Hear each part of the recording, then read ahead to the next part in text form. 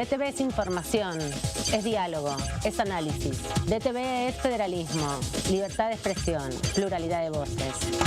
DTV es todo lo que un país en democracia tiene que ser. DTV es tu voz en el Congreso. Este 2023, seguí eligiéndonos.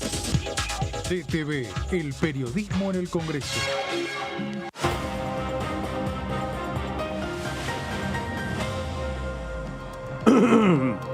¿Cómo andan? Bienvenidos, bienvenidas. Aquí estamos en la continuidad informativa de DTV. Acaba de concluir la tercera comisión del día de hoy, la segunda que dictamina en la jornada, el oficialismo un poco en soledad, dándole dictamen primero a 3 universidades que ya habían sido dictaminadas en su momento y ahora ahí lo vemos, a Carlos Heller consiguiendo el dictamen para esta exteriorización del ahorro argentino, un nuevo blanqueo de capitales, pero con algunas particularidades, principalmente enfocado para sectores que tienen pequeños ahorros no exteriorizados, no declarados, que no han pagado impuestos, y que eso también da algunas particularidades respecto a los blanqueos anteriores. Pero lo vamos a repasar ahora en un minuto. Estoy acá y siento sus miradas. Gaby Vulcano, Claudio Mardones, bienvenidas. ¿Cómo andan? ¿Qué tal? ¿Cómo estás, Amanda? Bien. Hola, Amanda. Buenas tardes. Las veía ahí en plano, así que no le puedo saludar a Heller porque no me escucha ahora, por ahora. Pero bueno, volvió juicio político, volvieron a dictaminar las comisiones de este lado pasos perdidos porque del otro lado están avanzando ya con el debate de alquileres que hace poquito estuvo acá resolviéndose. Así es, en el Senado ya están tratando en las comisiones de Legislación General y de Presupuesto de Hacienda el proyecto que tiene media sanción de la Cámara de Diputados de alquileres.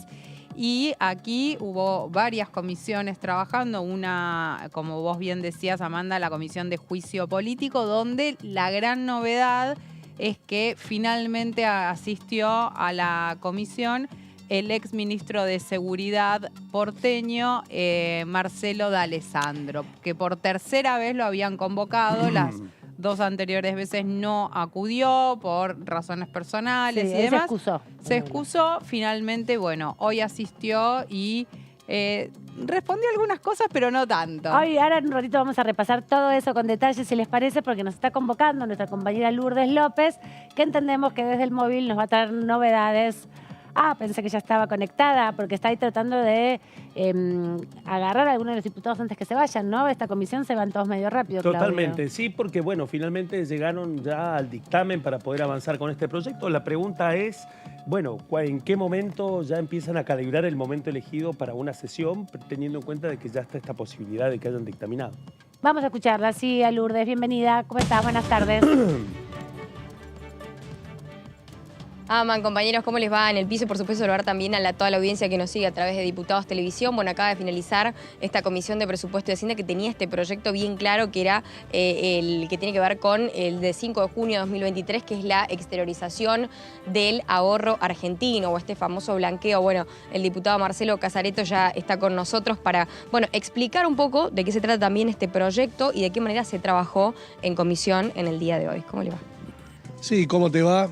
Este es un proyecto que mandó el Poder Ejecutivo Nacional con la firma del Presidente de la Nación y del Ministro de Economía, que es un régimen de exteriorización de activos, de blanqueo de activos, tanto en el país como en el exterior.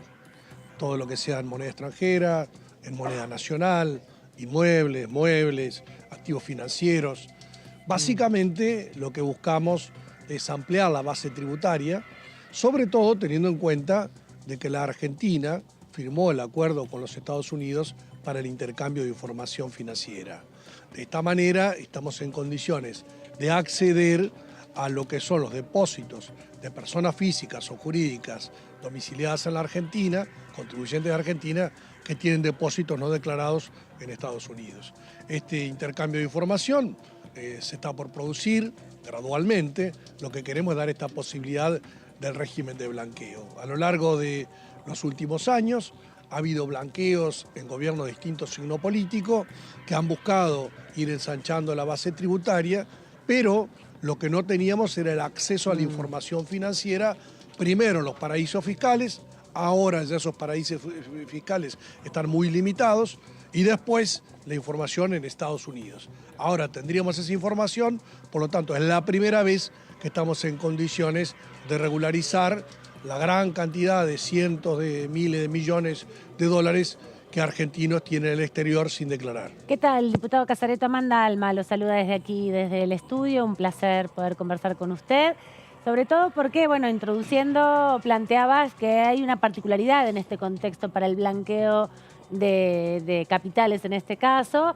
Y también este proyecto tiene un incentivo para todos aquellos pequeños ahorristas, ¿no? Que por ahí en estos años se capitalizaron con el dólar blue, con el dólar ilegal y que no tienen posibilidad de declararlo en estos contextos, ¿no? Por eso apunta también a aquellos monotributistas o autónomos o trabajadores que con algún excedente lograron capitalizarse en moneda extranjera, por ejemplo. Sí, el régimen es abarcativo de todos los activos, ya digo, en moneda nacional o extranjera. Aquel que va a blanquear menos de 50.000 dólares tiene un régimen más ágil, Claro. más sencillo. Aquel que blanquea más de 50.000 dólares va a tener un régimen más oneroso. Por supuesto, dentro de lo que son las exclusiones, los que no pueden ingresar están los miembros del Poder Ejecutivo, del Legislativo, del Judicial y sus familiares. Ahora, a partir de allí, cualquier empresario, industrial, comerciante, financista que tiene activos no declarados puede declararlos en este régimen pagando un impuesto del 5, del 10 o del 20% según el momento Bien. al cual ingrese al sistema. Es importante, lo decía recién en la comisión, de que este régimen tendría una vigencia de un año. A nosotros nos faltan pocos meses para terminar el actual mandato, o sea que si aprobamos la ley va a tener vigencia en estos meses finales y luego en los meses iniciales del gobierno siguiente, Claro. sea de nuestro signo político o sea de otro signo político. Lo que estamos hablando es un acuerdo de la Argentina con los Estados Unidos de Norteamérica. De esta manera, las relaciones económicas financieras son permanentes y esta ley también va a ser permanente trascendiendo la actual gestión. Casareto, ¿cómo le va? Buenas noches, Claudio Mardones lo saluda. Bueno, a partir del trabajo ya de la comisión, ¿en qué fecha están pensando de llevarlo al recinto? Porque era algo que nos veníamos preguntando. Ya después de la última sesión, ¿en qué momento están pensando que puedan llevar estos temas al recinto, teniendo en cuenta que empiezan a aparecer ya distintos proyectos con dictamen? Bueno, cuanto antes. Nosotros queremos que siempre la Cámara de Diputados esté abierta, trabajando en comisión o en sesiones. Yo no manejo el ritmo de las sesiones, sí lo hace la presidenta de la Cámara, los presidentes de los bloques, pero estimativamente alrededor del 13 de septiembre tenemos la idea de estar convocando una sesión. Esto ya tiene dictamen, este régimen estaría en condiciones de ser llevado al recinto y otros proyectos que se han ido dictaminando. Hace un rato dictaminamos la creación de 3 nuevas universidades nacionales. Ya hay 5 universidades nacionales con dictamen vigente, o sea que son 8 que pudiéramos llevar al recinto, más otros temas que ya tienen dictamen en distintos planos de la vida parlamentaria. Ojalá que podamos tener el acompañamiento de parte de las oposiciones para poder llevar esto al recinto y aprobarlos. Gracias, diputado, por este ratito aquí en la tercera edición de DTV. Lo vemos en cualquier momento y gracias, Lourdes, también. Muy bien, acá nos vamos a quedar recopilando testimonios también. Muchas gracias. Sí, porque, bueno, acaban de terminar los diputados, hay algunos que están todavía ahí terminando su actividad. Recordemos, antes habían estado reunidos desde las 5 con la Comisión de Educación porque tenían que revalidar los dictámenes de 3 universidades que le había caído el Estado parlamentario, ¿no?, en el proceso. Uno tiene que ver con la Universidad Popular Madres de Plaza de Mayo, que funciona hace más de 10 años y que se busca que sea jerarquizada como universidad nacional y financiada en ese sentido también por el Ministerio de Educación a través de las políticas universitarias, la creación de una universidad específica en Cañuelas y también la institucionalización y jerarquización de una sede que tiene la Universidad de Buenos Aires en Saladillo para crear en sí misma una universidad que ya hace 35 años que viene a ser en Saladillo. Pero bueno, al ser una sede tiene un universo muy acotado, ¿no?, de la capacidad de incidencia con las carreras. Así que eso ya está dictaminado, listo, dice el 13, muy esperanzado. 13 de septiembre, exactamente. Riesgó 13 de septiembre, planteó la posibilidad de avanzar con estos 3 dictámenes también y con otros 5 también para la creación de otras universidades nacionales. Así que hay que ver cómo se van sumando los proyectos para poder definir un plan de trabajo para una sesión el 13 de septiembre o por ahí. Nos vuelve a llamar Lourdes López desde el anexo C. Así es, Aman, estamos con el presidente de la Comisión de Presupuesto y Hacienda, que hoy tuvo mucho trabajo también, varios dictámenes, muchos proyectos en carpeta, así que bueno, por supuesto queremos tener la palabra de él, diputado Carlos Heller, que está con nosotros, y bueno, gran trabajo hoy de comisión, se pudo avanzar en lo que ya se tenía estipulado. Sí, la verdad que trabajamos poquito, ¿no? Porque la reunión esta de presupuesto fue rápida. Demoró un poco más la conjunta con educación en el tema de universidades, pero de eso ya estuvieron hablando. Aquí ahora dictaminamos lo que quedó pendiente de la semana pasada, que ustedes recordarán que yo, a pesar de que ya habíamos emitido dictamen, como se generó ahí una cuestión de una palabra que había aparecido de informativa, y para despejar cualquier tipo de duda formal o legal, volvimos a convocar para repetir la firma del dictamen y que no hubiera ningún tipo de observación desde el punto de vista formal. Así que, bueno, se dictaminó con 25 firmas a favor. La oposición dijo que va a presentar un dictamen de rechazo. La semana pasada habían pedido tiempo para generar un dictamen de minoría, pero hoy dijeron que van a presentar un dictamen de rechazo. Así que ahí terminamos. Diputado, ¿cómo está? Amanda Alma lo saluda desde el estudio, agradecerle estos minutos. ¿Qué tal, Amanda? ¿Cómo te va? Muy bien, muy bien. ¿Le sorprende la posición de la oposición, siendo que están expectantes de poder ganar el gobierno el año que viene? ¿Este régimen se implementaría en gran medida el año próximo? ¿O le parece que es una estrategia electoral? Lo acabo de decir, Amanda. Sí, pero le creo si se le sorprende la actitud.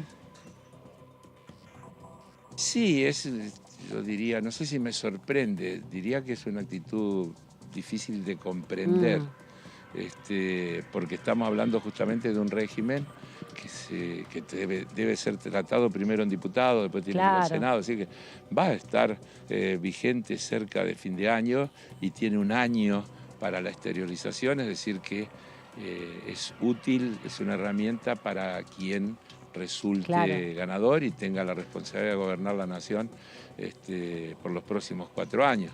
Y también hemos mostrado que el régimen que estamos planteando tiene que ver con todo un mecanismo de intercambio de información, y en particular habida cuenta del principal destino de la fuga de capitales de la Argentina, que son los Estados Unidos, y que esta ley, este proyecto convertido en ley, es una de las herramientas necesarias para que, a través del intercambio de información, a aquellos que no acepten la exteriorización, el Estado Nacional pueda ir detrás de ellos para perseguirlos desde el punto de vista tanto penal como económico, ¿no?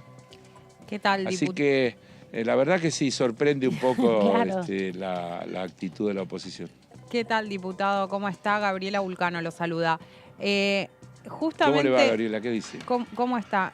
Justamente, ¿en qué, si usted tuviera que decir cuál es la principal diferencia de este proyecto con otros de blanqueo de capitales, ¿qué diría que es esa diferencia que hay?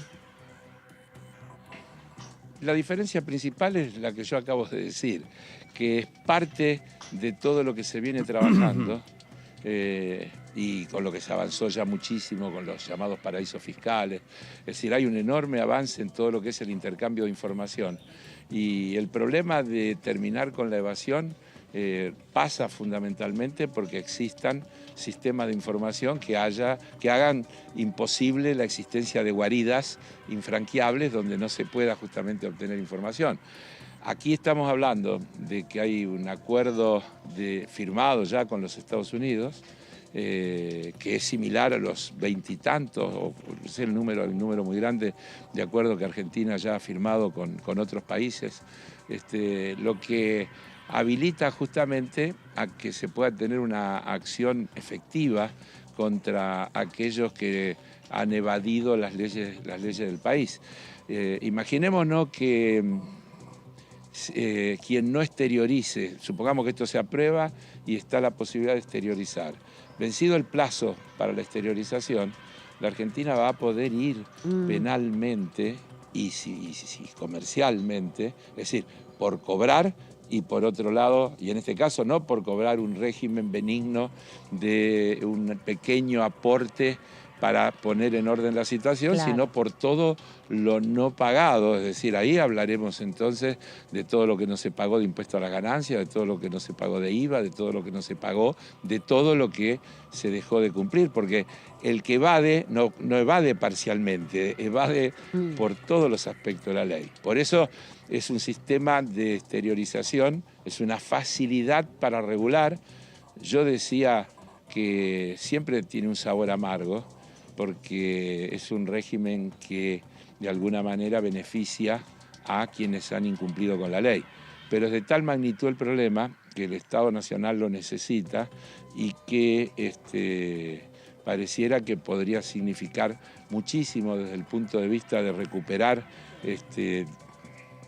divisas que tanta falta hace e ingresos fiscales que también tanta falta hace en la búsqueda de mejorar ambas situaciones, la de las reservas y de la situación fiscal. Diputado Heller, ¿cómo le va? Buenas noches. Claudio Mardones lo saluda.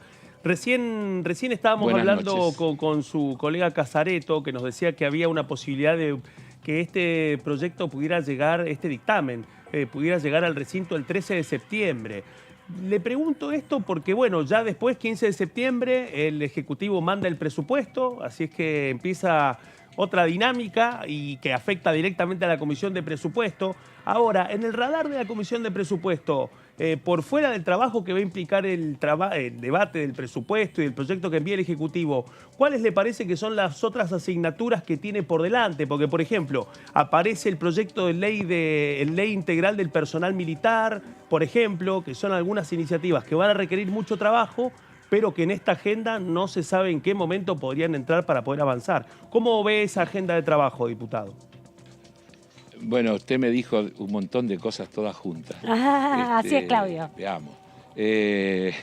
La agenda parlamentaria la manejan las autoridades de la Cámara y las autoridades del bloque. Yo presido la Comisión de Presupuesto y hemos dictaminado lo que se nos pidió que dictaminemos. Si va a haber o no una sesión el 13 y qué orden del día va a tener esa sesión, forma parte de las negociaciones que imprescindiblemente hay que hacer, porque nosotros no tenemos número propio para sesionar. No alcanza con nuestra voluntad de querer sesionar, porque para poder sesionar hay que sentar 129 legisladores o legisladoras en el recinto para empezar, y nuestro bloque tiene 118. Por lo tanto, inevitablemente requiere acuerdos parlamentarios, y esos acuerdos parlamentarios también incluyen el orden del día, es decir, qué cosas hay acuerdo parlamentario para tratarlo. Por lo tanto, me excuso de poder dar una opinión porque está en otro ámbito y además tiene una complejidad que creo que nos supera. Sé que hay una idea tentativa de una reunión el 13 de septiembre, pero con un orden del día a acordar, porque debería, para poder realizarse, tener un orden del día acordado con los puntos que permitan tener el quórum para poder funcionar.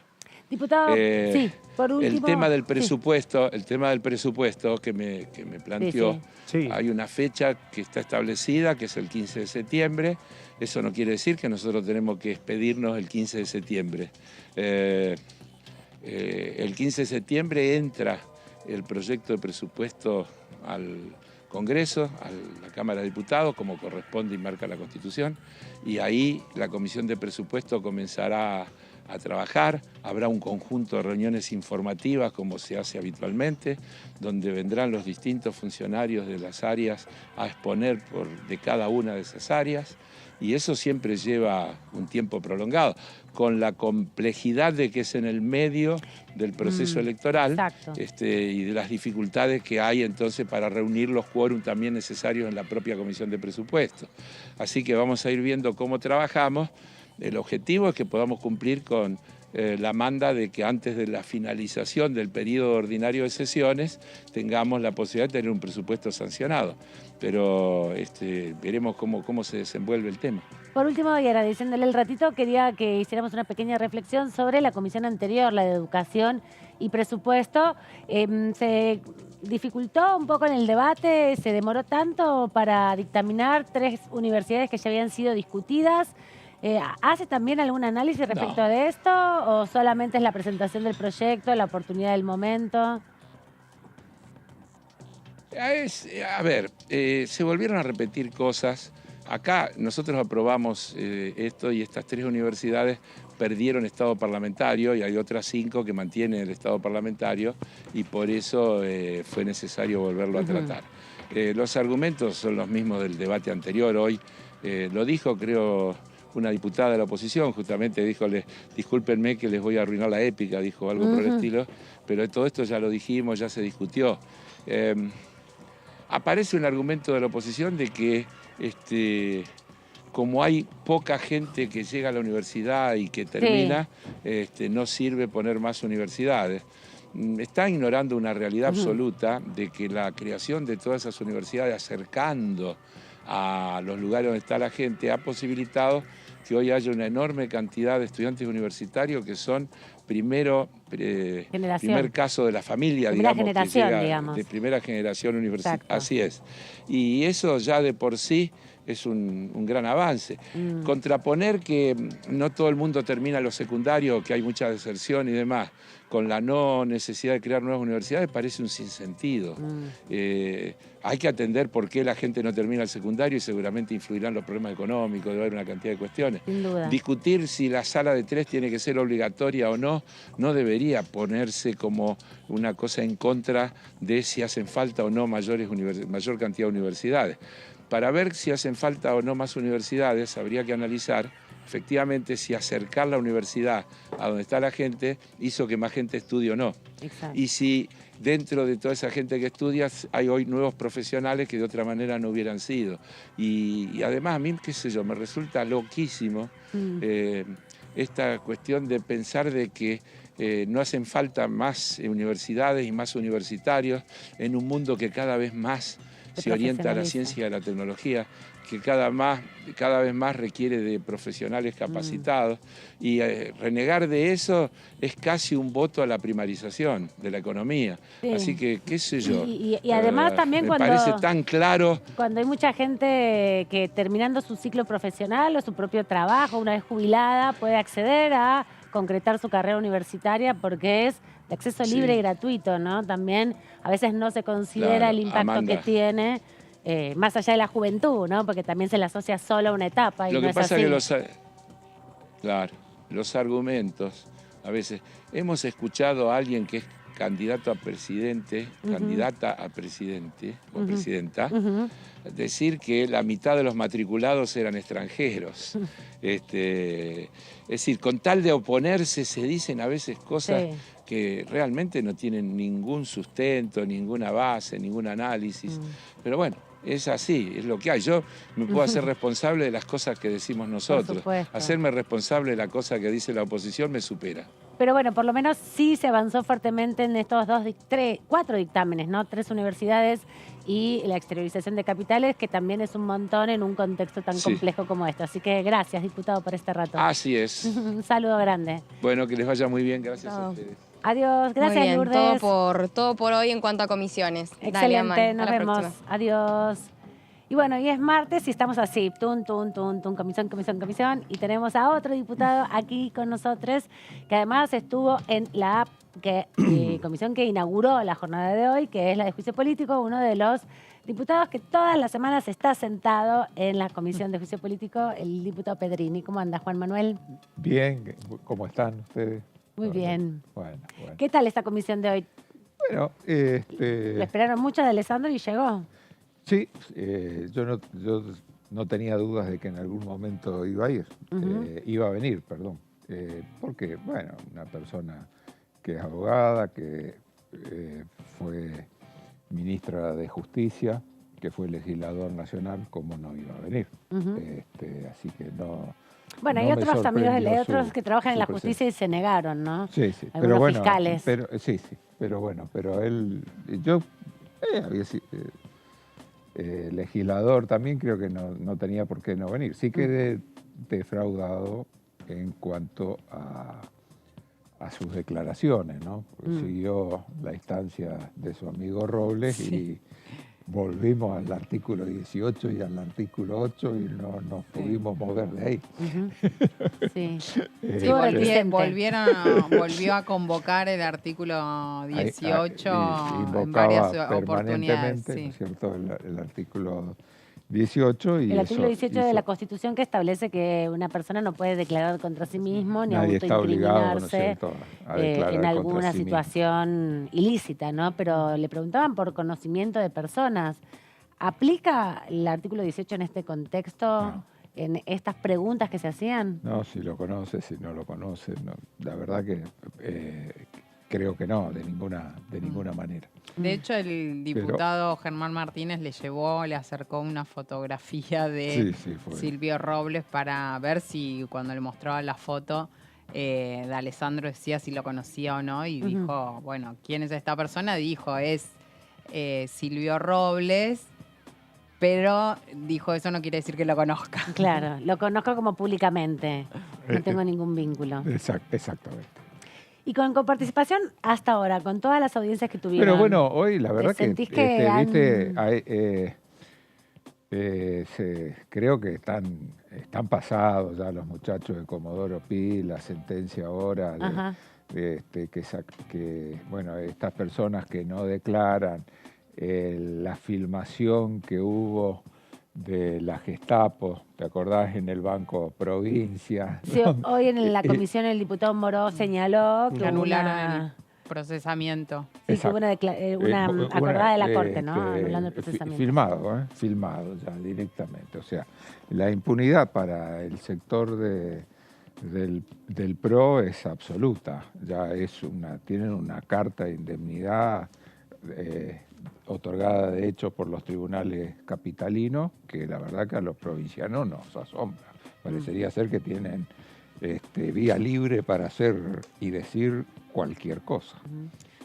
Desde la distancia de tu Chaco natal y desde tu representación de la provincia del Chaco, ¿analizás justamente ese impacto de la fuerza que tiene Comodoro Pi en la ciudad de Buenos Aires, asentada en Buenos Aires, en definitiva, en relación a dirimir estos conflictos entre provincias o entre provincia y Estado-Nación, provincia y capital? Sí, es muy fuerte, no solo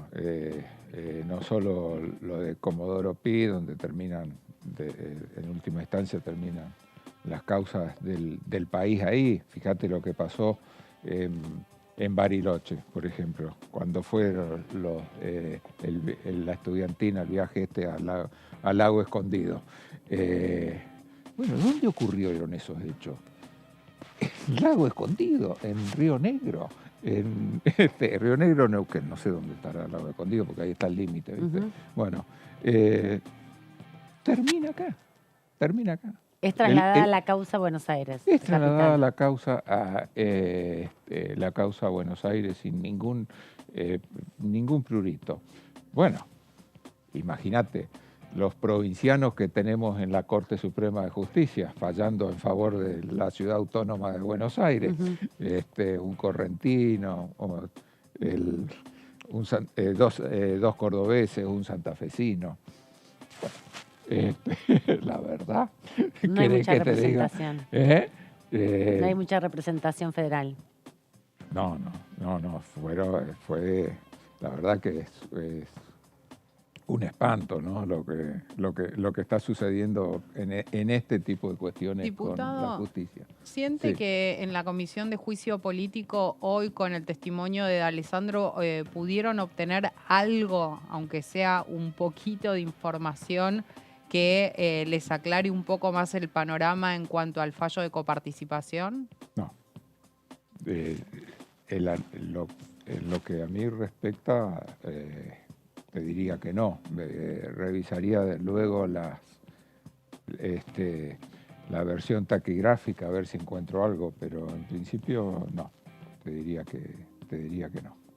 Ahora, en ese contexto, diputado, se esperaba que si venía de Alessandro, en su argumentación iba a insistir con que la información que había salido de su celular era producto de un delito, ¿no? Eso era previsible que lo hiciera.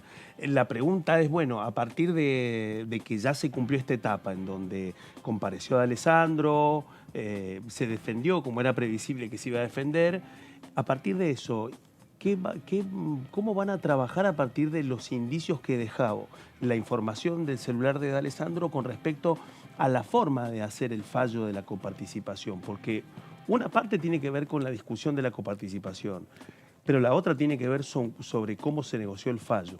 Y ahí parece que está la hipótesis más fuerte en este capítulo de la Comisión de Juicio Político. Sí. ¿Cómo van a avanzar en ese sentido?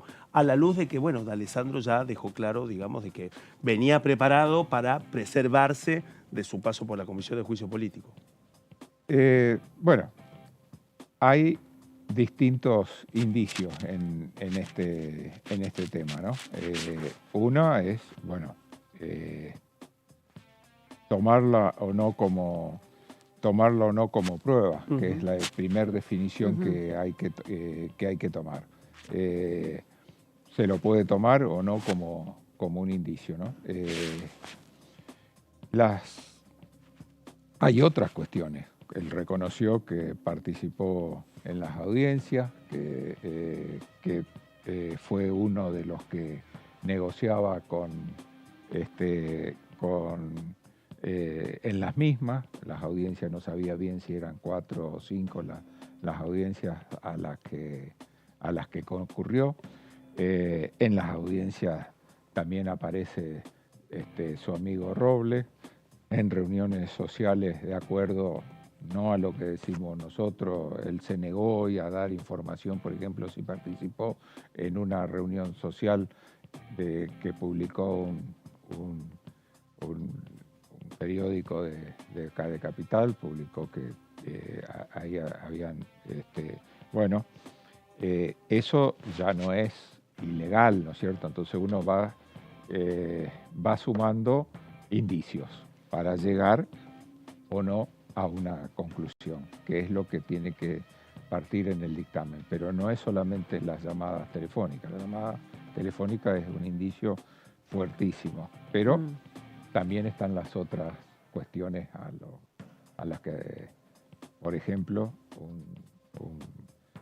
un medio de comunicación informó de esa reunión social. Esa misma fue, esa información periodística fue utilizada por la Procuraduría Nacional para apelar ese fallo y pedir que los jueces se alejen. Sean recusados. Sí, sean recusados. Por eso hay que juntar un plexo de pruebas que nos lleven a una conclusión. Quería preguntarle también, porque no fue solamente Marcelo D'Alessandro el que estuvo presente, también hubo un interrogatorio interesante a otro testigo, al Tabe, que es el Procurador General de la ciudad, porque ahí se centraron mucho en la fórmula para conocer cuánta es la plata que se requiere para la policía. ¿Cómo se quedó con esa discusión? Porque claro, es uno de los temas cruciales ese. Todas las provincias tuvieron que hacerse cargo de funciones que antes ejercía el Estado Nacional. En algunos casos hubo transferencia de recursos y en otros no. Ahora, acá en Capital lo que se transfirió, no solo se transfirió la policía, también, por ejemplo, se transfirieron los subtes, o ahora se quieren transferir las líneas de colectivos. Las líneas de colectivo. Bueno, ¿ahí qué van a hacer? ¿Van a llevar un porcentaje de la coparticipación o van a llevar una suma fija? O sea que la discusión es si es porcentaje o suma fija. Lo que nosotros decimos es que sí, Cava tiene derecho a percibir una determinada suma de dinero por asumir el costo de la seguridad en la ciudad. O sea que Ahora, sería un lo que no presupuesto estamos de dentro acuerdo del presupuesto, una claro, partida dentro del presupuesto claro, nacional. lo que no estamos de acuerdo es que sea un porcentaje de coparticipación. Bien, que Eso no es sea lo con que el se- índice de coparticipación, Claro, sino... eso, sino que tenga una suma fija que le pase el Tesoro. Una fija, no hay nada en la Argentina por el proceso inflacionario. Una suma que se pueda actualizar. ¿Y qué diferencia es ¿Y eso qué tiene? entonces? ¿Cuál es la diferencia entre una suma fija o un porcentaje de la coparticipación? Es que el porcentaje de la coparticipación afecta al resto de las provincias, que es lo que ellos dicen que no lo afecta, y lo afecta, porque si uno tiene un porcentaje de los ingresos afectado a coparticipación y luego ponen por fuera de ese porcentaje otro porcentaje en el resto que le queda al gobierno nacional, bueno, evidentemente, ¿dónde gasta los de dinero el gobierno nacional? En todo el país. Bueno, de esa masa que no es coparticipable, hay un distrito que tiene una coparticipación. O sea que tendrá doble... Claro, exactamente. Hay Doble un, Lo que coparticipación. buscan es focalizarse pura y exclusivamente en las partidas presupuestarias vinculadas a la policía de la ciudad. Ese es el tema.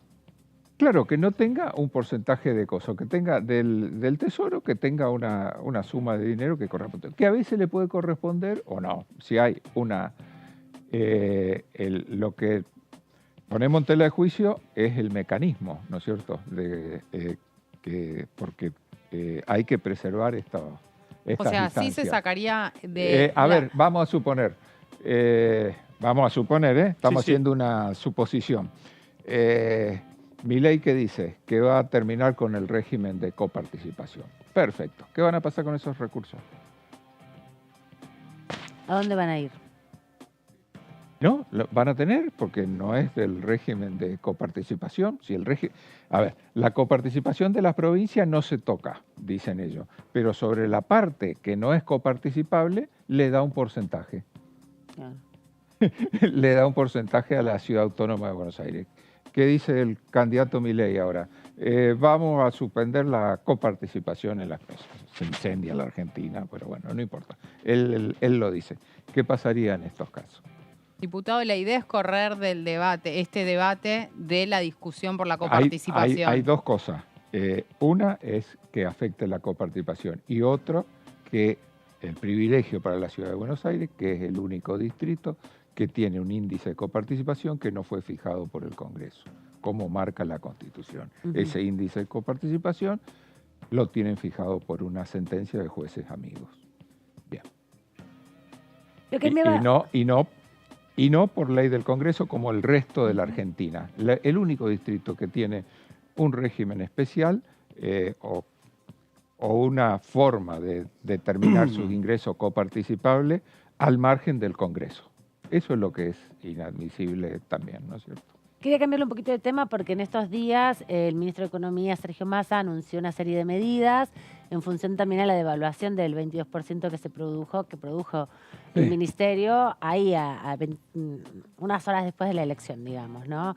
¿Qué impacto pensás que tiene en tu provincia todos estos anuncios y cómo analizás estos anuncios en este contexto de crisis económica por un lado, de devaluación, de escenario electoral, como todo este mapa de significaciones que hay?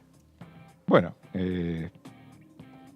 lo primero que, como toda devaluación, lo primero que se afecta es los ingresos de la gente de a pie, como decimos, ¿no? Del ciudadano, de la ciudadana común que viven de un salario. Esas son las principales víctimas de cualquier devaluación, por eso éramos reticentes a efectuarla. En segundo lugar, se ve claramente cómo interfiere el Fondo Monetario en las decisiones que deberían ser soberanas de Argentina. Esto acá fue una imposición del Fondo Monetario que nos contentamos y nos orgullecemos que sea el 20%, cuando pedían el 100%. Si le hacíamos caso al fondo, bueno, corríamos serio riesgo de entrar en hiperinflación directamente. Una devaluación del 100% es demencial, pulverizaría los recursos. Pero bueno, es una advertencia también a la ciudadanía de cuál es el plan de los que dicen que van a seguir los planes del fondo, de lo que puede llegar a suceder. Apoyo lógicamente las medidas, no estoy contento porque esta es una reacción para tratar de recomponer en partes al menos el daño que esa devaluación hizo sobre el salario de la población argentina. Ya te digo, es un paliativo lo que estamos haciendo. De ninguna ¿Y pensás manera que puede tener algún efecto? Sí, no, va a tener un efecto en el sentido menos mal que está, porque sí, obviamente. Crítica la situación. Peor es nada. Hasta ahora mi provincia no figura entre las provincias que dicen que no van a pagar. Bueno, eso hay es otra, el tema. como La suya Córdoba, paga, pero ya hay 10. Ya hay 10. Ya hay 10. Córdoba, Santa Fe. Córdoba, Santa Fe, la ciudad de Buenos Aires, Misiones. ¿Qué se puede hacer en esa circunstancia? Por fuera de la persuasión, pero por una parte tienen a los gobernadores diciendo no, la suma fija no la vamos a pagar. ¿Cómo cree que impacta eso también en los privados, más teniendo en cuenta además que los recursos para obligar el pago son bastante exiguos? Y yo le agrego a nivel electoral también, ¿qué piensa usted? Porque el ministro de Economía justamente es el candidato del oficialismo y hay provincias gobernadas por el oficialismo que están diciendo eso. Las provincias, a mí me extraña esa posición de las provincias porque las provincias no tienen problema. Las provincias argentinas y la mayoría de los municipios hoy no están en una situación de astringencia monetaria. La gran mayoría tiene recursos importantes en plazo fijo. Y estas medidas van a ir directo al consumo y van a redundar también en mayor recaudación. Y por el régimen de coparticipación también, lógicamente, que van a percibir ellos mayores recursos. Yo soy un ardoroso defensor del federalismo, por lo tanto respeto las decisiones, pero como justicialista no la entiendo, porque no hay un problema de recursos para afrontarla. ¿Y te parece que puede haber un nivel de negociación ahí entre el Ministro del Interior, el Ministerio de Economía, para que se pueda...? Porque el impacto también está en que esto es una forma de recomponer un impacto social, claro, lo económico, que es la inflación. Claro, fíjate vos que los representantes de la pequeña, la mediana industria no se oponen, pero los representantes de la mediana y las grandes firmas sí están en contra de esta decisión, ¿no es cierto? Que en fin,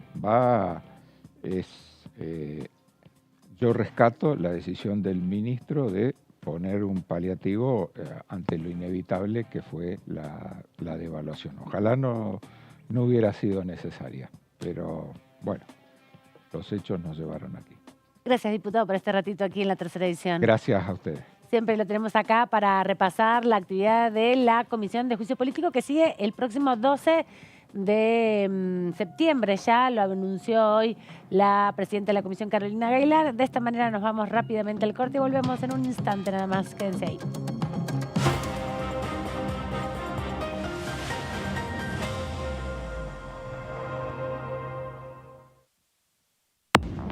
Bueno, bienvenidos a Mundo Villa, el noticiero de los barrios populares.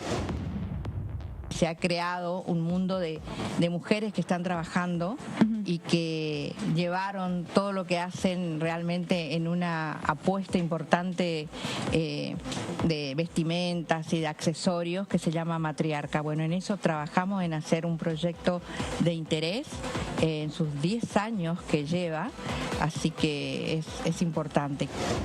Todos están yendo, por lo que yo veo, están todos muy informados con la escena del rap, escena del hip hop, están todos buscando la forma de poder evolucionar sus objetivos, sus proyectos, sus metas a corto plazo o a largo plazo.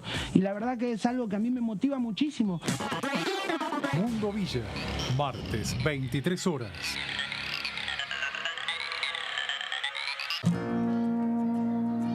Para ser grande un país hay que vencer desafíos que parecen imposibles. Por ejemplo, llegar a lugares que antes eran inalcanzables. Porque todos los destinos se alcanzan cuando la ruta es el esfuerzo. El mismo esfuerzo que nos lleva a ganar nuestras propias batallas. Hasta que un día la victoria llega y nos lleva en andas. El futuro se vuelve presente si alcanzamos nuestros logros. Esos logros con los que día a día hacemos una Argentina mejor.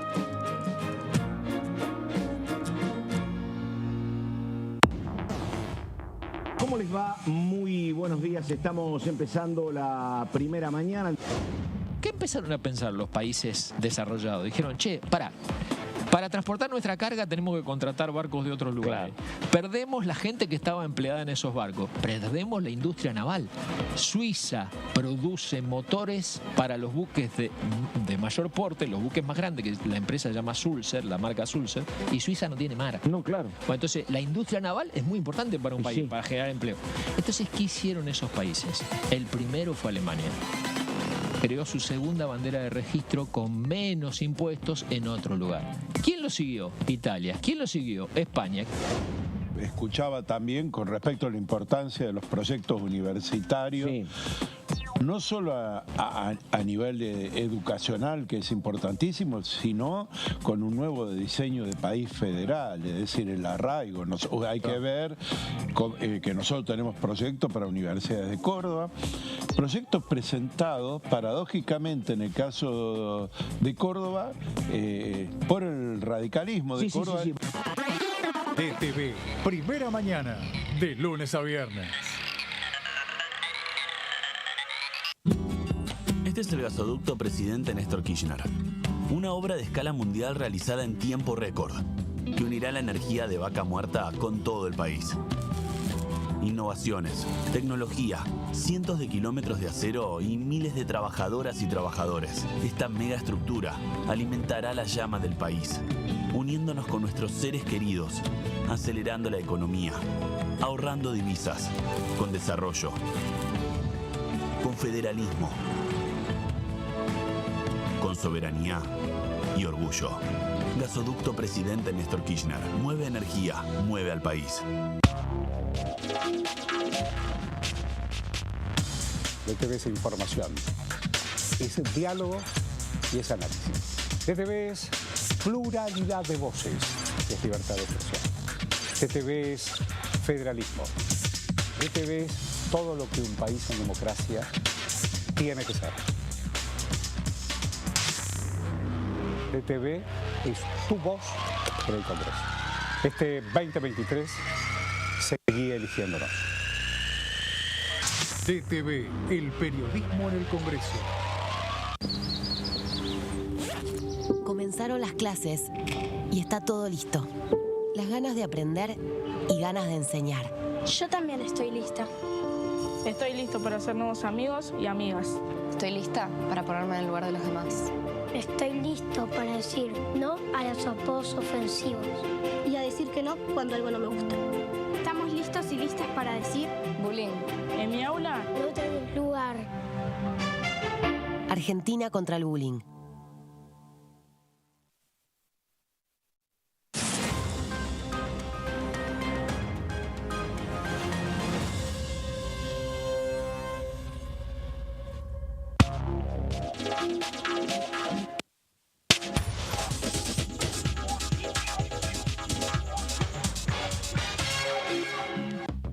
Generamos trabajo registrado para más de 1 millón de personas desde el comienzo de nuestra gestión.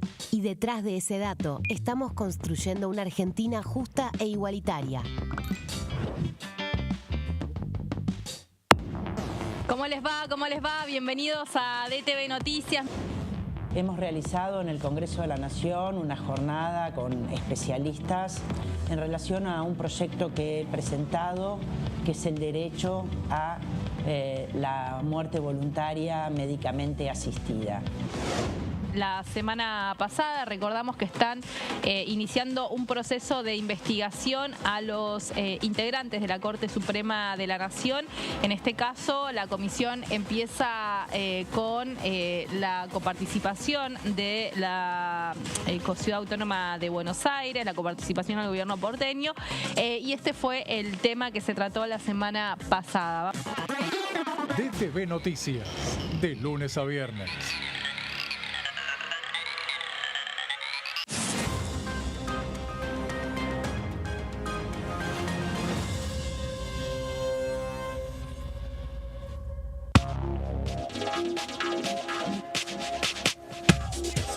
DTV es información, diálogo, análisis. DTV es federalismo, pluralidad de voces, libertad de expresión.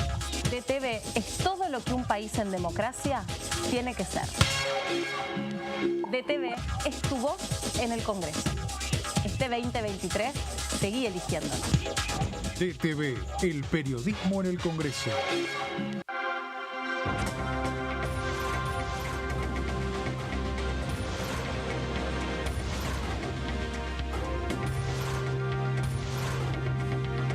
Ellos son tu voz en la tercera edición. DTV, el periodismo en el Congreso. Alcanzamos el Producto Bruto Interno más alto de los últimos 5 años, con un crecimiento del 5% en 2022. Y detrás de ese dato, seguimos creando empleo en cada rincón de la Argentina.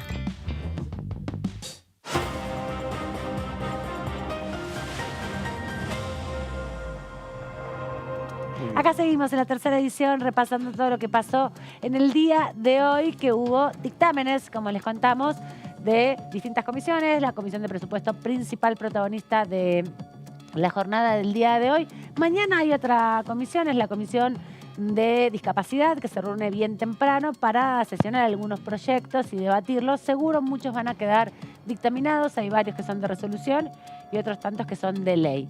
Después no hay más novedades por ahora en la Cámara. Me parece que lo que tenían que dictaminar y armar ya está listo, está en carpeta. Tienen que negociar ahora sí un día para sesionar. Difícil. Lo que decía Heller, lo que nos decía Heller un poco, que cuando en nuestras preguntas, bueno, se trasluce un poco de que sí, que están negociando una sesión para el 13 de septiembre, en donde indudablemente este sería uno de los principales temas que llegarían al recinto. Pero bueno, lo dijo el titular de la Comisión de Presupuesto y Hacienda. Estamos viendo cómo negociamos para definir un temario, teniendo en cuenta las dificultades para poder llegar al quórum. Así que me parece a mí que parte de lo que surge también en las comisiones anticipa un poco quiénes podrían ser dadores de quórum en medio de un septiembre que va a estar atravesado por la coyuntura electoral. Pensemos, 15 de septiembre, fecha límite para que el Poder Ejecutivo envíe el proyecto de presupuesto 2024. Días para la... Importante en materia gasífera, ¿no? Va a notarse ahí la inversión diferencial en la importación de gas, porque bueno, se supone que con el gasoducto Néstor Kirchner se ahorran unos buenos morlacos. Es una de las grandes preguntas. ¿Cuáles van a ser los números que van a poner sobre la mesa? ¿Cuáles van a ser las estimaciones que va a poner el Ministerio de Economía en el diseño del Plan de Cuentas Nacionales para el año que viene? En el marco de este escenario, 42 días antes de las presidenciales del 22 de octubre, con interrogantes respecto a cuál va a ser la agenda legislativa a partir de ese momento. Y además la otra gran pregunta que todavía no termina de esclarecerse, ¿cuál va a ser el derrotero de la Comisión de Juicio Político ya ahora entrando en esta etapa, ¿no? En donde, bueno, hemos prometen visto... para la misma semana donde se podría dar la sesión, la comisión. Claro, ¿no? Bueno, por eso. Parece que se vienen semanas, al menos en septiembre, que van a estar cruzadas por estos intentos de garantizar una sesión. Algunos hablan de una sesión más, aparte del 13 de septiembre, pero bueno, después ya vamos a entrar en el momento que también decía Heller, en donde empiezan a venir los funcionarios nacionales, los ministros, a defender el presupuesto.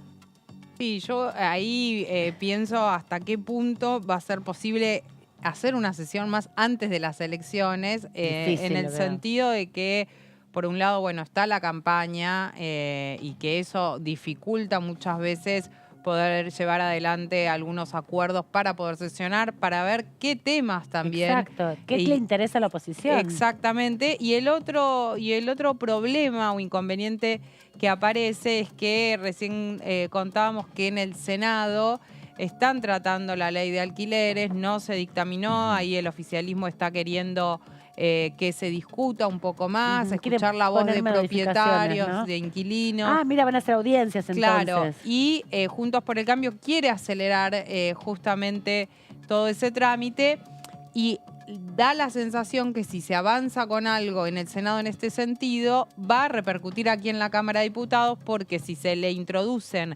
modificaciones al proyecto que tiene media sanción de aquí de diputados, va a volver aquí y eso va a volver a empantanar. No es un trámite tan fácil, ¿no? Porque tiene que sacar la misma cantidad de votos para ratificar la media sanción original de acá o aceptar las modificaciones del Senado, que por lo que fueron diciendo los referentes de la Comisión de Presupuestos, que son del oficialismo de la provincia de La Rioja, o sea, de oficialismo, digamos, no quieren sostener esta media sanción. No están tan de acuerdo con el plazo, no están tan de acuerdo que no haya límites en el proceso de qué tipo de índice se puede establecer para la actualización. Y también hoy comentaban que les parece mucho que cada 4 meses se aumente, que haya 3 aumentos al año, ¿no? Pueden llegar a negociar incluso aquella media sanción, aquella idea original de que sea cada 6 meses, ¿no? Recordemos que una semana antes que se discuta en el recinto,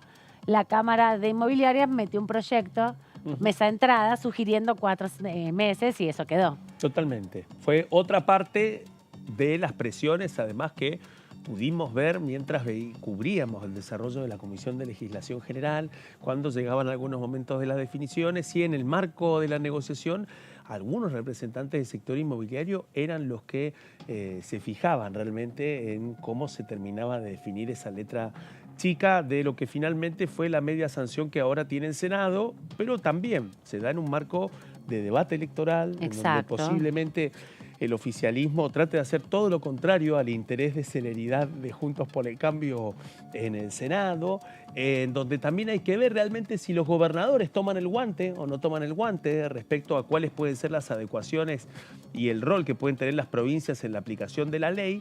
Lo cierto es que se abre un poquito más o un poquito menos el debate y parece que todo parece indicar de que volvería a la Cámara de Diputados después de una serie de cambios que buscarían imprimirle en el Senado. Eso llevaría un montón de tiempo en este contexto, con esta relojería, salvo que haya alguna sorpresa, salvo que se pueda sintetizar alguna negociación en torno a los puntos más difíciles de esta controversia, que tienen que ver, como decían ustedes, los 4 meses y algo que parece que no hay discusión por ahora, es la duración de los 2 años del contrato. Vamos a ver, vamos a rectificar porque yo había dicho que mañana había comisión de discapacidad, pero es el día jueves la comisión de discapacidad y tenemos nuestra placa a las 10 de la mañana. Se va a estar reuniendo sobre todo para darle dictamen a una capacitación obligatoria en lengua de señas argentina. Recordemos que el año pasado se aprobó finalmente el reconocimiento de la lengua de señas argentina para los 3 poderes del Estado.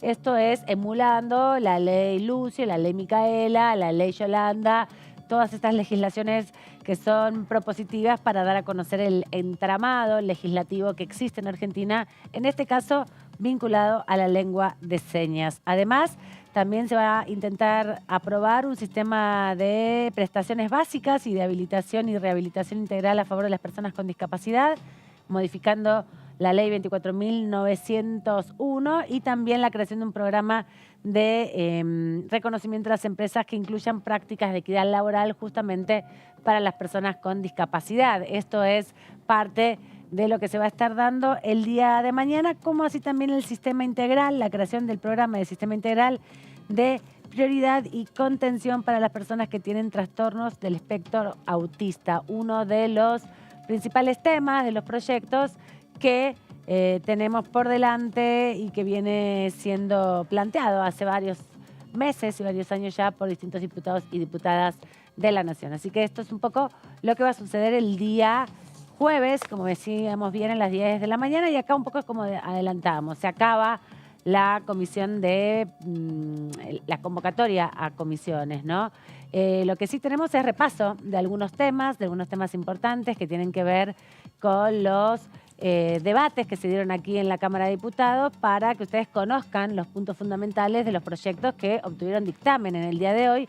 Y uno tiene que ver con la exteriorización de capitales. Veníamos comentando, lo hablamos con Heller, con Casareto, presidente y secretario de la Comisión de Presupuesto, de este intento que tiene un marco particular, este intento de que quienes evadieron el pago de impuestos por la creación de riqueza, excedente de sus ingresos, lo dolarizaron o lo capitalizaron a través de la compra de inmuebles o de bienes muebles, no han pagado impuestos por eso, bueno, lo hagan con un régimen particular porque hay un convenio firmado con Estados Unidos que dentro de muy poco tiempo, un año, todos aquellos que no hayan exteriorizado sus capitales, que no hayan regularizado su situación, van a empezar en un proceso de persecución económica, ¿no? Porque tienen datos, cambió la manera de intercambiar información con la AFIP de Estados Unidos y de esa forma, bueno, tienen mayores herramientas desde el Estado Nacional para la persecución penal económica.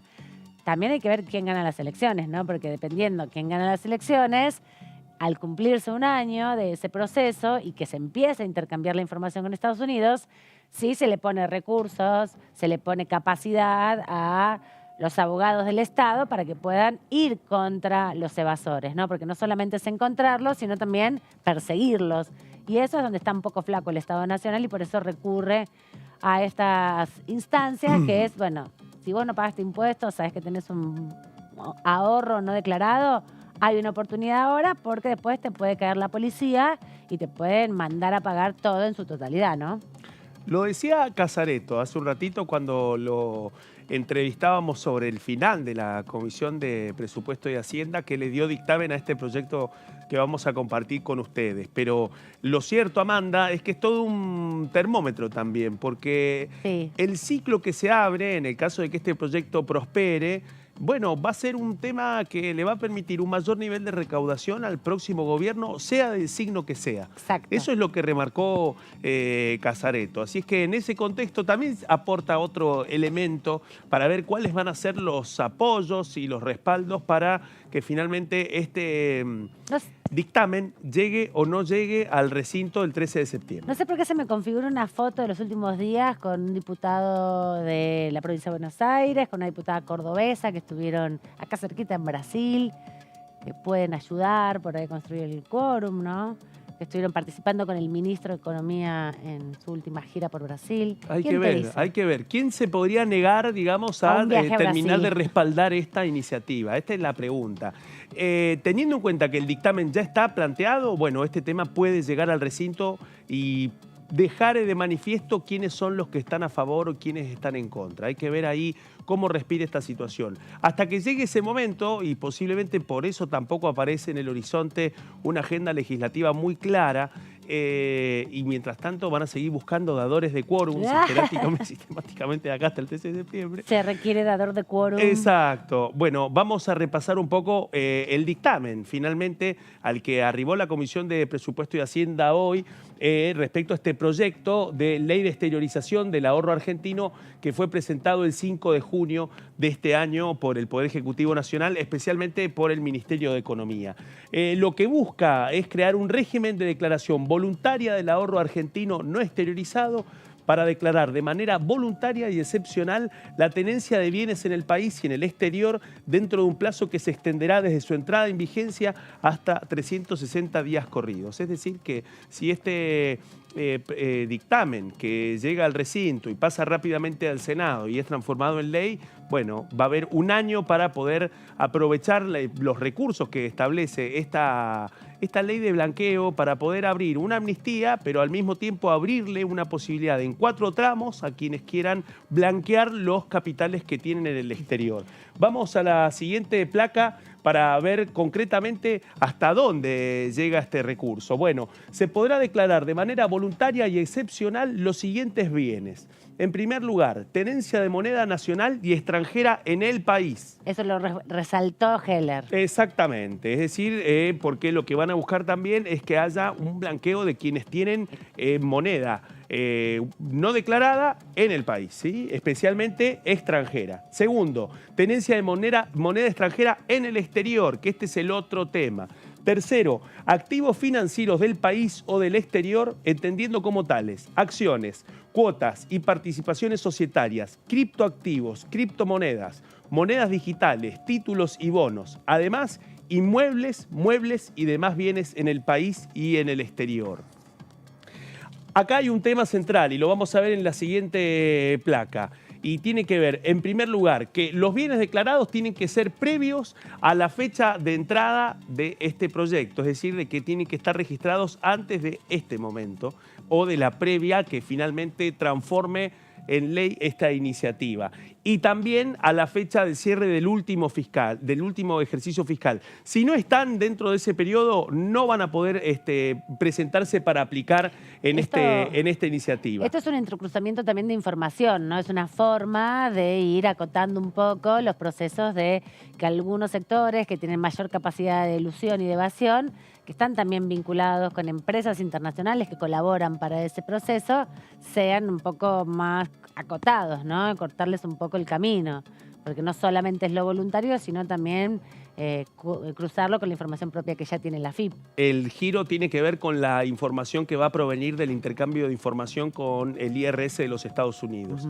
Teniendo en cuenta que van a acceder a mayor información de carácter fiscal para saber dónde y cuánto es lo que los argentinos tienen en Estados Unidos sin declarar ante el fisco, es que se hable esta posibilidad de blanqueo. Porque el planteo es, mire que lo podemos descubrir más fácil ahora. Antes que te descubra. Antes de que nosotros lo descubramos, antes de que el fisco lo descubra, estas son las posibilidades. Es decir, que usted lo puede blanquear del siguiente modo, que es lo que vamos a ver dentro de un poquito. Primero vemos ahora un tema también clave de esta iniciativa que está en esta placa, y es que el proyecto lo que hace es crear un impuesto especial que se va a determinar sobre el valor total de los bienes que sean declarados en los términos de esta ley, tanto sean expresados en moneda nacional conforme a las siguientes alícuotas. Y las alícuotas tienen que ver con lo siguiente: cada plazo de pago, el año, los 360 días que establece la ley, son divididos en 3 cuatrimestres. Y a partir de esos 3 cuatrimestres es donde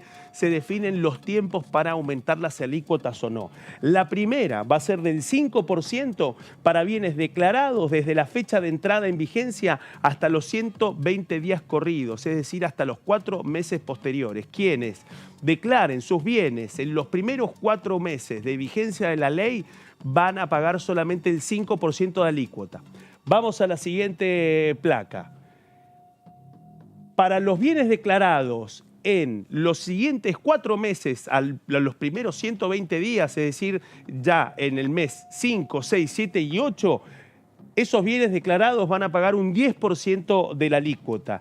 Y para los meses 9, 10, 11 y 12 van a pagar el 20% esos bienes declarados, ¿sí? Estos son los 3 aspectos, 5, 10 y 20% en este caso, pero no es la única categoría. Vamos a ver la siguiente placa para poder profundizar este aspecto. Si los bienes no han sido repatriados, esta es la otra parte de la configuración que propone este dictamen. Si los bienes no han sido repatriados, se va a determinar considerando su valor expresado en moneda nacional de acuerdo a las siguientes alícuotas. Y a partir de este caso, al no ser repatriados, las alícuotas crecen de acuerdo al mismo plazo. Es decir, que primero, un 7,5% para los bienes declarados en los 4 primeros meses de vigencia de esta ley de blanqueo. Un 12,5% después para los meses, para el mes 5, 6, 7 y 8, es decir, para la segunda etapa de implementación de esta ley. Y un 22,5% después de los 8 meses de vigencia de la ley. Es decir, que para los meses 9, 10, 11 y 12 de este año, en donde se abre la posibilidad del blanqueo, quienes no hayan repatriado sus bienes y los quieran declarar ante el temor de que sean detectados por el intercambio de información entre la AFIP y el IRS, van a pagar una alícuota del 22,5%, la más alta de todo el esquema que propone este dictamen. Sería interesante como pasó con el aporte extraordinario para las grandes fortunas, que también luego, una vez aprobada la medida, se diera a conocer la eficacia de esta situación, ¿no? De este programa, porque en general lo que pasa con los blanqueos, bueno, se ha visto en el anterior que hizo el gobierno nacional, que lo prorrogó en una segunda etapa, tenía que ver directamente con la construcción de viviendas, ¿no? Vimos la proliferación de edificios en las inmediaciones, por lo menos de la ciudad de Buenos Aires, como hay tantos edificios nuevos, algunos tienen que ver con eso. Pero este también tiene específicamente unos destinos y sería interesante saber cuántos de todos se acogen a este tipo de blanqueos. Sería muy bueno, además, independientemente de que está la dificultad del secreto fiscal. Por supuesto, no pero los datos de bueno, quiénes son, sino cuántos. Estaría bueno es el conocer volumen. las estimaciones también de la Oficina de Claro. Presupuesto del Congreso, porque yo entiendo que ahí tienen recursos como para poder contar con un poco más de Yo profundidad. recuerdo que hace al unos respecto. años atrás, cuando se vino a plantear esta discusión respecto de el fondo para pagarle al fondo, que había sido la iniciativa en el Senado de la Nación, se hizo un relevamiento sobre, cuando fue la media sanción que se empezó a discutir acá, sobre el volumen de dinero que había salido del país y se calculaba un montón de plata que estaba fuera del país no declarada, que no se puede abarcar toda la totalidad, pero sí saber cuán eficaces son estos blanqueos en términos también de si la política funciona como una forma de presión a quien no pagó en Igual, su momento. Amanda, vos planteás, más allá de cuántas personas finalmente acceden a este blanqueo, saber qué pasa con ese dinero.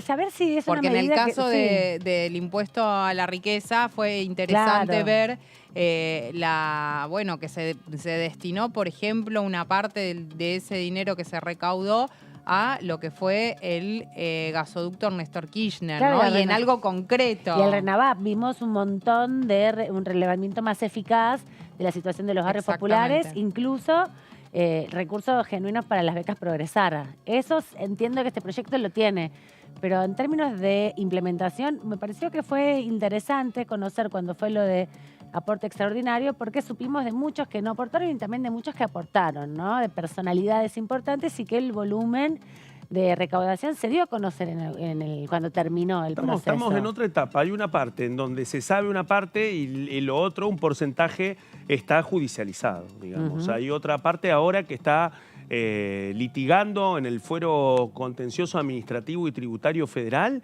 y en ese contexto la AFIP va demandando a cada uno de los que no pagó.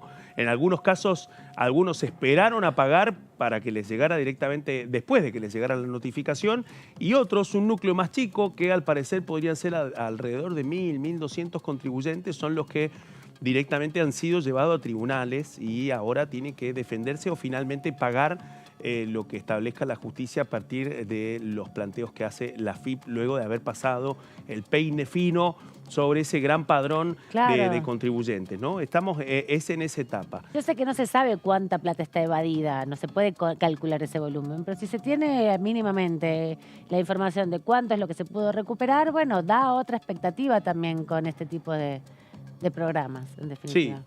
Otro punto de este proyecto, por fuera de las alícuotas tan grandes que son para este mecanismo de blanqueo, hay un régimen simplificado, y eso también tiene que ver con algo que mencionaba Heller, porque en este caso lo que busca este régimen simplificado especial no es aplicar alícuotas que van del 7,5 al 22,5, del 5 al 20%, sino que en este caso lo que plantea es una única alícuota del 1,5% que se aplica pura y exclusivamente cuando las personas declaren únicamente las tenencias de moneda nacional o extranjera en efectivo en el país y su importe no supere al 35% de los ingresos anuales promedio de los últimos 3 años, o en su defecto que ese monto no supere los $50.000. Es decir, que si un contribuyente tiene menos de $50.000 y los quiere declarar en el marco de este blanqueo,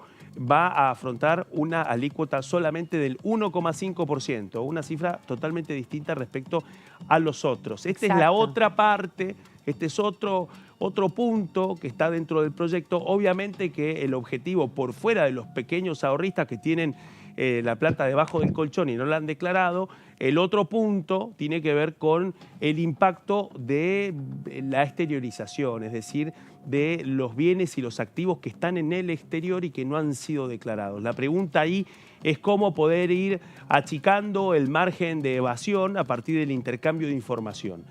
En el caso específico de este régimen simplificado, un tema, el impuesto va a ser determinado e ingresado en la forma, plazo y condiciones que establezca la FIP. Es decir, de que la FIP, en el caso de los ahorristas que tengan menos de $50.000, van a quedar van a tener que cumplir los requisitos que establezca la FIP específicamente para poder cumplimentar con esta parte. Y acá hay otro punto también que tiene que ver con los contornos de esta amnistía fiscal, porque quienes no paguen el impuesto especial van a quedar totalmente vedados de acceder a los beneficios que establece esta ley. Si alguien deja de pagar una parte de lo que haya pactado, directamente pierde el acceso a todos los beneficios que establece esta ley de blanqueo.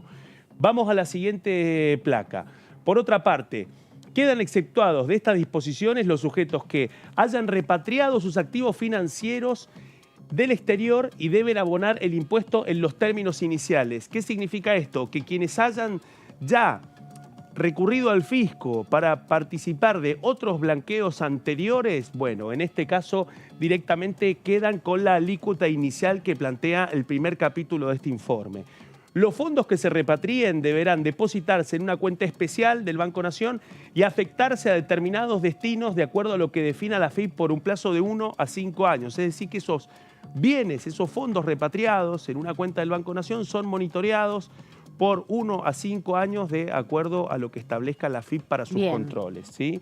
Otro tema, y era con lo que estábamos hablando recién, el monto producido del impuesto especial va a ser utilizado para fortalecer las reservas y para destinarlo a programas de administración y recompra de deuda con la finalidad de mejorar el perfil de la deuda pública argentina. Este es uno de los dos puntos respecto a la afectación específica de la recaudación de esta iniciativa. Es el fondo para pagarle al fondo, digamos. Una parte de eso está totalmente tomada desde ahí. Claro, el concepto de ahí parte porque se plantea, bueno, esa riqueza se generó en la Argentina, es una riqueza que no pagó impuestos, sí se constituyó y se pudo producir en el contexto argentino. Entonces, esa recaudación que no se tuvo en su momento, ahora, una vez recaudada, tiene que estar destinada a algo. Si hubiera estado en tiempo y forma, no habría que haberse endeudado. No es como la gran hipótesis conductora de esta idea. Para explicar esa idea resarcitoria. Claro, hay que juntar la plata ahora de los que no pagaron en su momento para que se pueda afrontar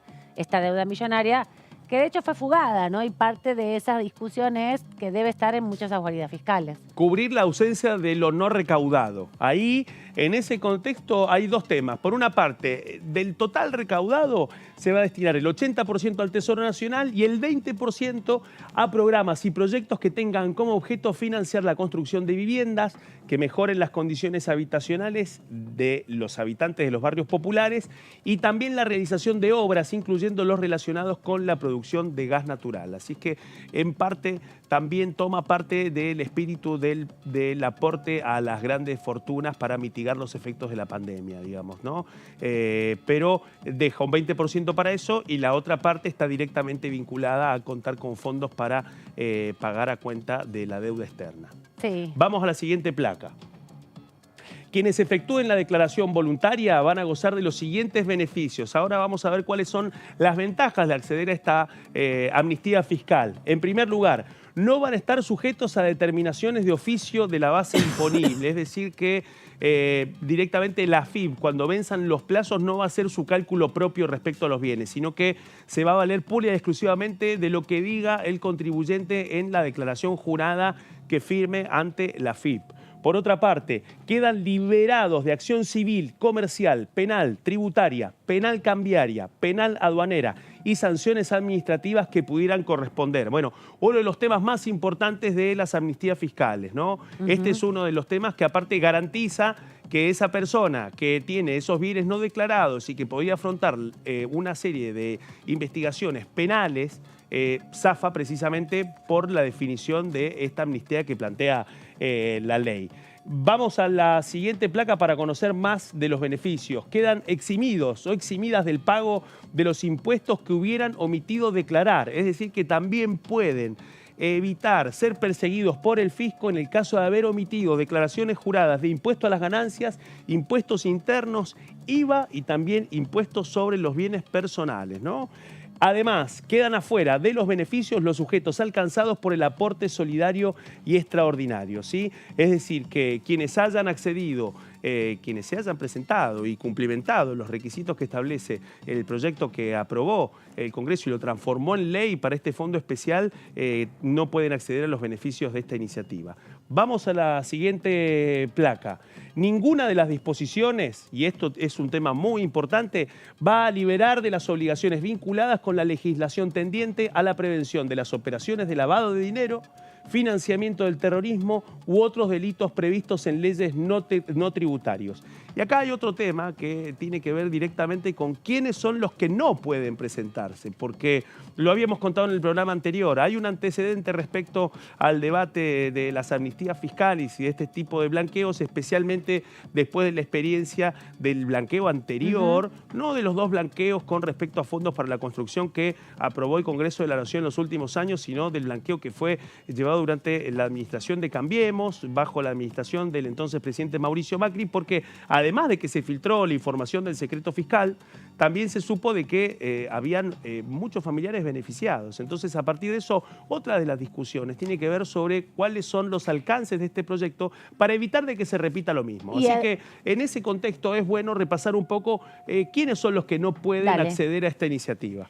Sí. No, porque justamente al terminar la comisión, Heller aclaraba que el diputado Gioja le había observado que en este listado que vas a leer no se encontraban los hermanos, que fue el caso del hermano de Mauricio Macri, que vulneró, modificó en el decreto reglamentario esta prohibición que ya había sido incorporado en el año 2017 cuando se hizo un blanqueo de capitales durante la gestión de Mauricio Macri, ¿no? Y le dijo, sí, y recuerdo que inclusive fue el propio Frente Renovador en ese momento el que dijo, bueno, si quieren que acompañemos, lo que pedimos es que los familiares no puedan acceder, los familiares de los funcionarios no puedan acceder al blanqueo, algo que en Cambiemos se aceptó aquí en el Congreso.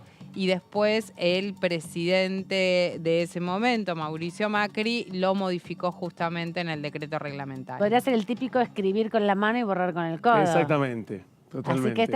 Así que en este listado que vas a leer faltan los hermanos. Faltan los hermanos. Que la acaban de incorporar recién, cuando veíamos el final de la comisión. Totalmente. Así que, salvo el punto de los hermanos de los funcionarios, ¿sí? Que tampoco podrán. Vamos a ver quiénes no van a poder presentarse a este régimen, porque también habla un poco de la complejidad de quienes pueden acceder a blanquear sus bienes no declarados y acceder a una amnistía fiscal. No es un tema menor, porque realmente el fisco además decide resignar parte de esos recursos y dejar de litigar sobre temas sobre los cuales tendría derecho a litigar precisamente por las características de ese contribuyente y por las posibilidades de poder blanquearlo. En ese contexto, quienes no van a poder hacerlo van a ser, en primer lugar, los declarados en estado de quiebra en los casos que no haya continuidad de la explotación, los condenados o las condenadas por delitos dolosos que tengan conexión con el incumplimiento de obligaciones tributarias, los condenados o condenadas por delitos de lesa humanidad, también por delitos vinculados con operaciones de lavado de dinero o financiamiento del terrorismo con sentencia firme. No queda ahí la lista, porque también vamos a ver en la siguiente placa que tampoco van a poder anotarse las personas que hayan sido condenadas por el régimen penal tributario. Y atención, la prohibición se extiende para quienes hayan desempeñado las funciones de presidente o presidenta, vicepresidenta o vicepresidente de la Nación, gobernador, vicegobernador, alcalde porteño, senador, diputado, concejal, parlamentario del Mercosur, magistrado del Poder Judicial o del Ministerio Público de la Nación, defensor o defensora del pueblo, jefe de gabinete, ministro, secretario, subsecretario, interventor, síndico, miembro del Consejo de la Magistratura, embajador, personal en actividad de las Fuerzas Armadas y de Seguridad con jerarquía equivalente a la de coronel, es decir, de que los miembros del Estado Mayor ¿sí? Tampoco pueden acceder a ninguna ley de blanqueo. ¿sí? O sea que no Hay puede haber un tema. ningún testaferro que sea Nada. funcionario de ningún tipo. Nada Hasta de nada. director, Perdón. que es muy alto el cargo. Claudio, Dígame, están los integrantes de la Corte Suprema de Justicia, ¿están dentro de lo que sería magistrado del Poder Judicial? Exactamente. Totus tuus. Sí. Pero Vamos lo que a la tiene que siguiente ver con el placa. Consejo de la Magistratura me parece que apunta a el fuero de los abogados, Todos. ¿no? Porque pensemos que ahí Todos. los diputados y senadores ya están controlados y prohibidos de hacer este blanqueo, principalmente porque aparecen señalados. Del Poder Ejecutivo también. Sí. Quien va en representación del Ejecutivo al Consejo de la Magistratura tiene una categoría de director o más alto. Y los miembros del Poder Judicial, los únicos que estarían por fuera de todas esas categorías que no serían alcanzados por todo esto, son los miembros del Consejo de la Magistratura, que son abogados, representan el fuero de los abogados, y al de las universidades. Ojo al piojo también ahí. Esta es la placa que falta, pero ahí hay un tema muy Ahí importante, está. porque en las discusiones con respecto al blanqueo, precisamente el tema es ser muy asertivo, no dejar una parte atada a la Exacto. interpretación de otras leyes, sino que directamente la ley de blanqueo tiene que especificar claramente quiénes pueden y quiénes no pueden. Y en ese contexto, al menos el dictamen que finalmente ha sido firmado hoy de mayoría, es precisamente para ser muy claro en quiénes no pueden. Teniendo en cuenta todo el debate que se dio respecto al Consejo de la Magistratura, donde se hacía una lectura de magistrados del Poder Judicial y que la Corte Suprema de Justicia no estaba incluida, algunos decían sí, son magistrados del Claro. Poder Judicial, y otros decían no, bueno, es Tiene distinto, un es la estatus Corte Suprema de diferente. Justicia. Yo digo que no estaría de más aclarar Agregar. Sí. los miembros de la Corte Suprema de Así Justicia. como se agregó a los hermanos y a las hermanas, estaría bien que se tomen Y el ratito para hacerlo. Hay que ver porque hay Por lo menos que le pongan entre antecedentes. paréntesis. Ahí hay un tema, igual hay un tema que hay que tener muy presente con el tema de los ingresos de los miembros del Poder Judicial y La especialmente intangibilidad. de los miembros de la Corte, porque está el antecedente, ya la demostración de fuerza que hicieron los representantes de la Asociación de Magistrados cuando advirtieron que cualquier intento por obligar a los jueces a pagar ganancia podía avanzar muchísimo en el recinto, pero iba a terminar en la justicia de bruces directamente apelado. Así que me parece a mí que parte de los cuidados tienen que ver por ahí. Vos decís que la precisión en el uso de las palabras tiene que ver más con eso, con la judicialización Me posible. parece que es eso. Me parece que viene por ahí, pero vamos a indagar. Lo cierto es que estos recaudos han permitido ya poder llegar a este dictamen. Y este dictamen, en el último capítulo de quienes no pueden acceder, también plantea: quedan afuera quienes hayan sido rectores, decanos, directores nacionales y personal de los organismos de inteligencia sin distinción de grados. En todos los casos de quienes puedan acceder, cuando hayan finalmente presentado todos los trámites y entren en el proceso de blanqueo que establece este proyecto, en el caso de que sea transformado en ley, en ese caso la AFIP no va a poder formular ninguna denuncia penal respecto a los delitos previstos en el régimen penal tributario, y con eso le da la característica final de una amnistía fiscal como la que se está proponiendo, insisto, para poder aprovechar el impacto que puede generar el intercambio de información fiscal con los Estados Unidos para poder ampliar la base fiscal. Algunos consideran que puede tener un impacto muy grande. El par ordenado de esa búsqueda es este proyecto de blanqueo. Ojalá se pueda aprobar, principalmente porque, si bien no tiene que ver con la amnistía de los evasores, sino darle la posibilidad de que antes que les caiga el peso de la ley y todo un proceso judicial que es largo, que es tedioso, que es difícil y que también tiene muchos vericuetos. Pensemos que quienes tienen capacidad de evadir millones y millones de dólares, no declararlos, no ser encontrados durante mucho tiempo, pagan mucha plata y mucho recurso en buenos abogados que se dedican a eso. Y de hecho, hay empresas, específicamente cuando allá por el año 2013-2014 se filtró la evasión, ¿no? Las cuentas no declaradas en el HSBC, ¿se acuerdan? Que había como 4.040 cuentas argentinas. Esa forma de acceder a esa información, bueno, después hay un proceso legal que con estos jueces, en estos contextos y con todo un proceso largo, engorroso, terminás cobrando 10 años después. Es verdad, se te actualizan todos los intereses, no es que cobras la totalidad, pero bueno, terminás también generando otros con estos procesos, con estos regímenes, algún tipo de acortamiento de esos plazos, ¿no? Sí, y contar con información que hasta ahora no se contaba. El dato, ya hay un antecedente por fuera del acuerdo FACTA entre la IRS y la FIP, que es el acuerdo con la OCDE, porque la OCDE está proveyendo información tributaria sobre posibles lavados y también sobre evasiones tributarias en toda Europa, especialmente a partir de un acuerdo firmado en el año 2014. Así es que esto también buscaría aprovechar eso. También es cierto que hay poca información disponible respecto a cómo ha sido la eficacia de la persecución fiscal respecto a los datos que han surgido de la OCDE, especialmente teniendo en cuenta que dentro de poco se van a cumplir 10 años de ese acuerdo firmado con la OCDE. Hay que decir que en Juntos por el Cambio vienen rechazando sistemáticamente todas las propuestas de blanqueo, por lo menos en lo que es esta gestión. Cuando no es su gobierno, digamos. Claro, porque como vos bien decías, durante el gobierno de Cambiemos se hizo un blanqueo. Y también hubo algunas diferencias cuando se trató del blanqueo para la construcción. Que fue un proyecto que impulsó Ritondo, ¿te acordás? Ritondo, los dos juntitos. Sí, con Sergio Massa. Ahí llegaron a un acuerdo para avanzar con esa iniciativa, que de hecho le valió a Ritondo cierto enojo dentro del interbloque, sobre todo desde el radicalismo y una parte del PRO que no acompañó, y porque lo que vienen planteando ellos es, bueno, no estamos de acuerdo con el blanqueo, hay que ver qué va a pasar con esta iniciativa en caso de que finalmente llegue al recinto. Por eso hacía referencia a la foto que se sacaron hace algunas horas atrás en Brasil, el ministro de Economía con el presidente Ignacio Lula da Silva, acompañado de el diputado Alejandro Topo Rodríguez, de Identidad Bonaerense, la diputada Natalia de la Sota, representante de Córdoba Federal, y también de la diputada Micaela Morán, ¿no?, que estuvo ahí presente en representación del Frente Renovador. En el caso de Topo Rodríguez y de la Sota,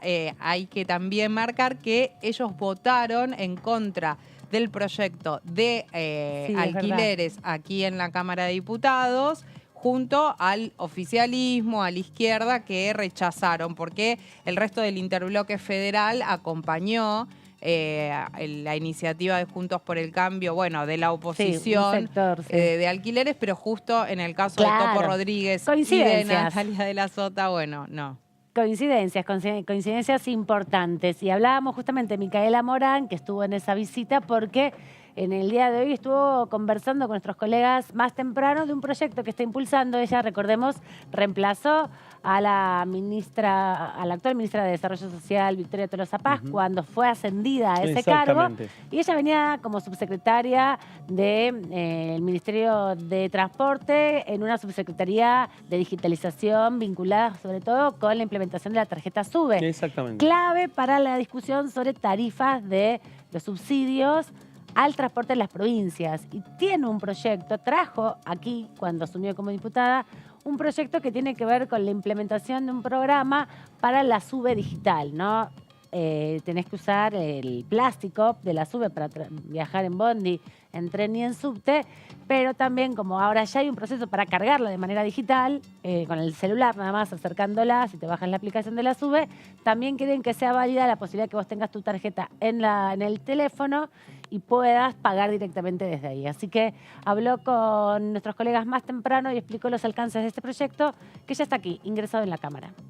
La verdad es que no es ninguna novedad el proyecto. Y si se te pierde la SUBE, te pierde el teléfono, te quedas... que me merece mi colega, que por supuesto entiendo que lo hizo con la buena intención de mejorar algo, pero esto ya es una propuesta que existe y que está en implementación de parte del Ministerio de Transporte. De hecho, está en una prueba piloto ya siendo trabajada. Esto significa que si la prueba piloto está en funcionamiento es porque se viene trabajando hace mucho tiempo en esta propuesta.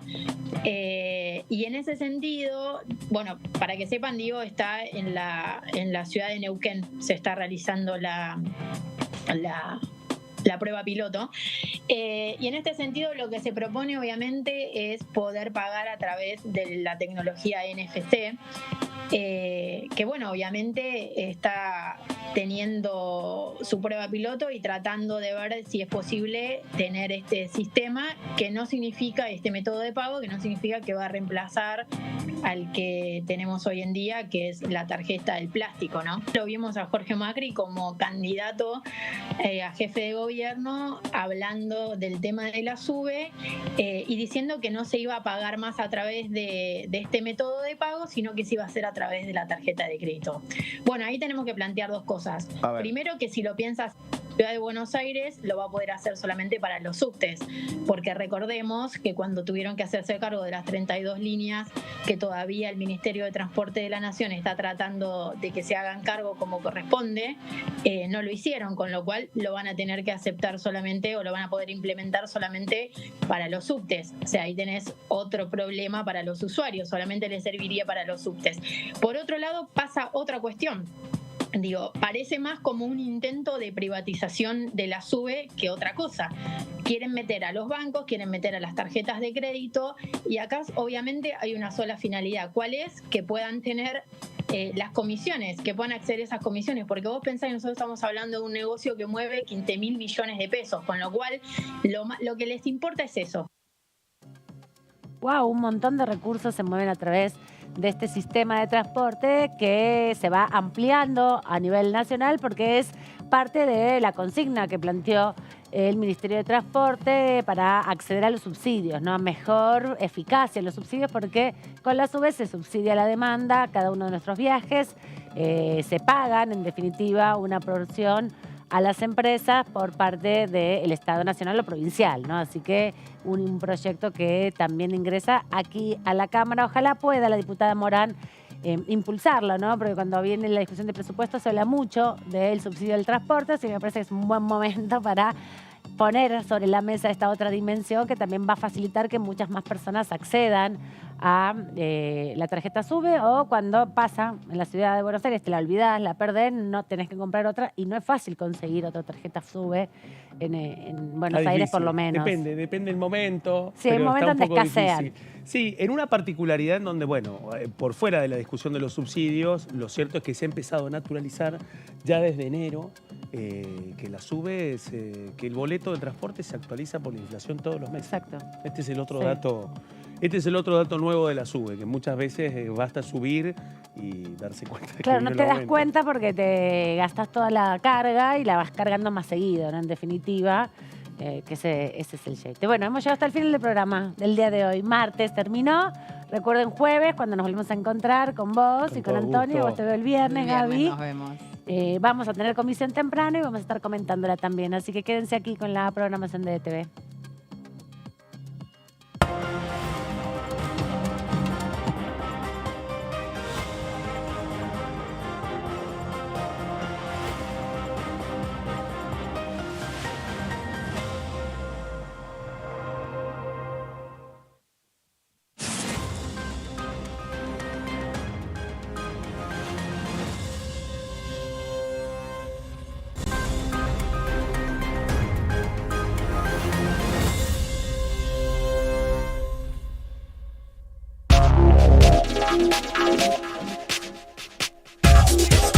DTV es información, diálogo, análisis.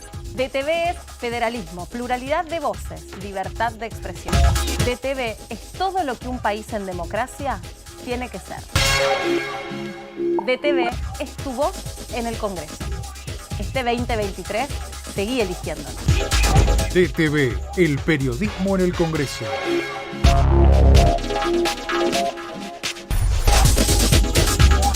Ecoagenda, jueves